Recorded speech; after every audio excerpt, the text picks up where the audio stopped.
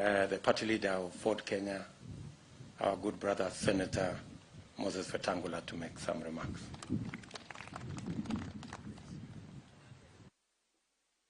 Much, Your Excellency, Deputy President, and now our merited candidate for the leadership of our country.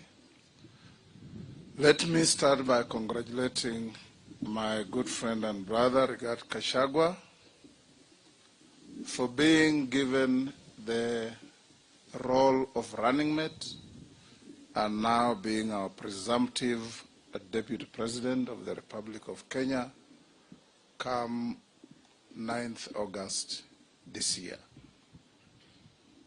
In doing so, I want to urge fellow Kenyans, as people of faith, as people of hope, that now we begin the illustrious journey on our last lap to start the reconstruction of our country's economy, the restoration of our people's aspirations and hope, and above all, the restoration of Kenya's position as a team leader in this region.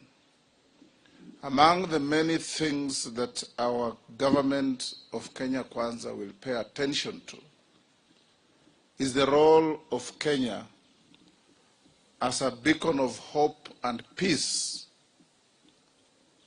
and the giant of the East African region, the Horn of Africa, and the Great Lakes region.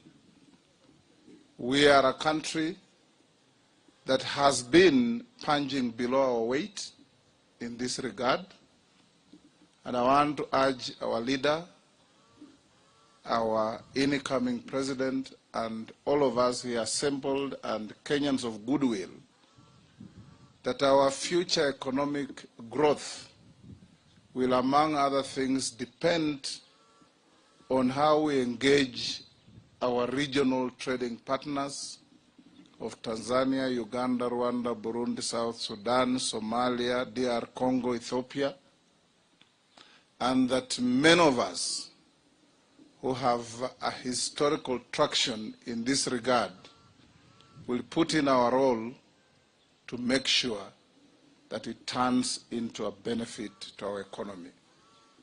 This country has many challenges, but all these challenges will be met by men and women of greater vigor, determination, and focus to ensure that our country and people of our country who have been toiling and moiling in the heat and the cold of our various weather patterns in the country will finally take the benefits of their sweat. From the cane farmer in the west and the coast, the coffee farmer in many parts of the country, the tea farmer, the rice farmer, every farmer in this country is hurting because of the cost of inputs, the inferiority of seeds, and above all, the minimal, if anything, to talk about returns from their sweat. When the president in waiting talks of GMR, guaranteed minimum returns, it automatically puts a smile on the face of every farmer who will now be going into the activities literally in what they call in other jurisdictions contractual farming. And we know it is farming that employs the bulk of our workforce in this country. I want to urge that all of us, from the young hustlers on the streets of every market and town in Kenya, to those in high offices, the clarion call is one, that the pain and suffering Kenyans are going through is not limited to those who are paining. It must touch the hearts of even those who are not in the line of the pain.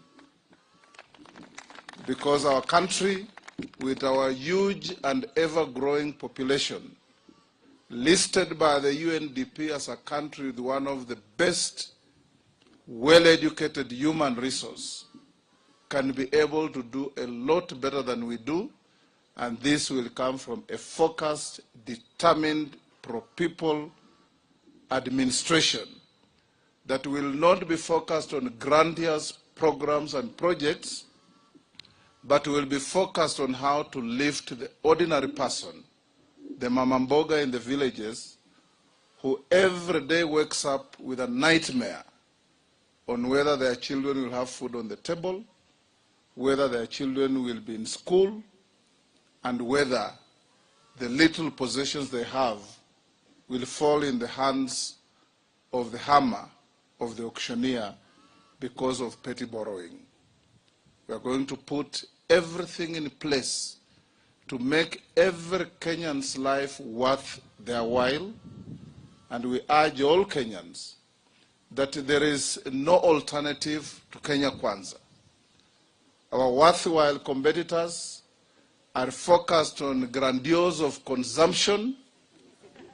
We are focused on production before consumption.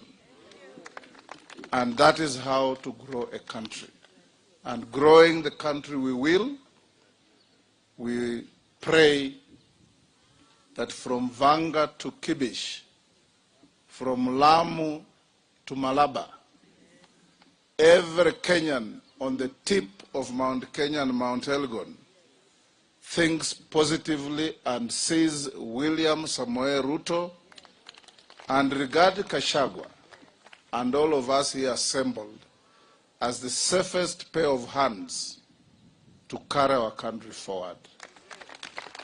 We have tried the alternative, and we can only sum it up in the words of one writer who called it the lunatic unthinkable. We now must focus on the possibilities of the Kenya people being what they must be. May God bless Kenya. May God bless our captain and his deputy. And may all of us constantly know that we must ask ourselves what we are putting in and not what we are taking out of this journey. Thank you.